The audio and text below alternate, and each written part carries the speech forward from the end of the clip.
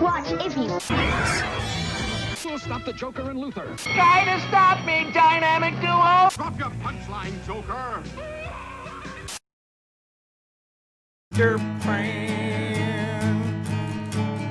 Derp-man. Derp-man. Derp-man. Derp-man. Derp-man. Derp-man. Derp-man. How's it going, everybody? Welcome back to my channel. I'm Batman, the DC Universe geek, and today we're going to be reviewing the McFarlane Toys Joker action figure from the Batman White Knight series. And I'm not wearing this bat mask and talking in a deep Batman voice to conceal the fact that I may or may not have a gigantic, bulbous, white crystal ball of a zit on the tip of my nose. It's very uncomfortable. So for starters, the packaging for this figure is going to be exactly the same as all the rest of McFarlane's action figure packaging. Why? Well, because uniformity is key. It's black, it's white, it's mostly window, and you can see everything on the inside. Here's the left-hand side. Contained thereon, you can find the information of exactly where this figure came from. Batman, White Knight. That's me. I'm Batman.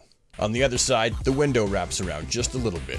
The back, of course, has a picture of Napier with his different color eyeballs. This won't be the last time we get to see this image in this video, because it's exactly the same as the trading card. Maybe McFarlane only had the rights to use one image, I'm not exactly sure. And now it's time we get this split personality joke of a figure out of the package to have a better look at exactly what we got. Now this Joker figure comes with an action figure stand, just your typical standard fare, and also the Joker trading card, the one and the same that came on the back of the packaging. You can also turn the card around and see the Joker has a data file which, if you'd like to, you can pause your bat computers and read for yourself. Of course, Joker comes with that extra Jack Napier head, you know, the one where he's on his meds and not all crazy jokering out all over Gotham City. As for the figure itself, it's not one that I typically would have purchased if I wasn't reviewing it for this channel, but I know that there are people that count on me to review every figure in a wave, and so that's why I bought this one. But just because I would have rather had a Joker in a purple suit, or perhaps in his gray shirt with the bat symbol with the suspenders, I feel like that would have been a more eventful figure, doesn't mean that other people aren't going to be excited about this figure. One thing that this figure does enable you to do is army build, and that's exactly what a lot of people are doing. Here's a closer look at Joker's face sculpt and profile. Had this Joker head not came on a GCPD body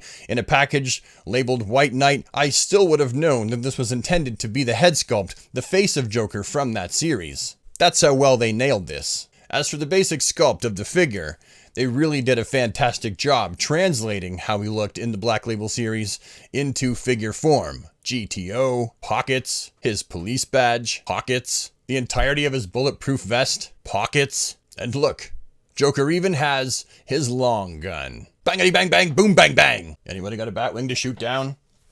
And finally, before I forget, here's the alternate Jack Napier head sculpt that comes with this figure, popped onto the shoulders. For some of you, this will be how you pose this figure on the shelf, like Jack Napier.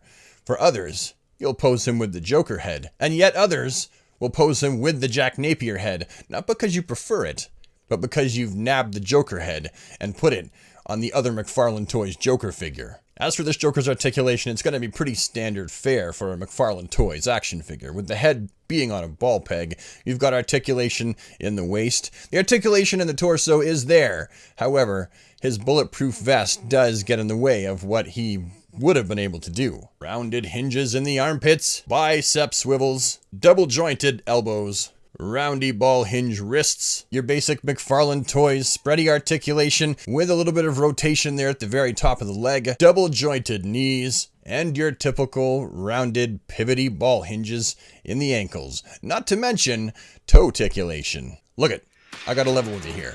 As someone who purchased this figure not because I was really excited about Napier Joker, but rather simply to be a completionist on my channel as far as reviews go, I came out the other end still kind of wishing it was a different form of Joker from that series, but being equally as impressed with him as I was with the rest of the figures. Aesthetically pleasing?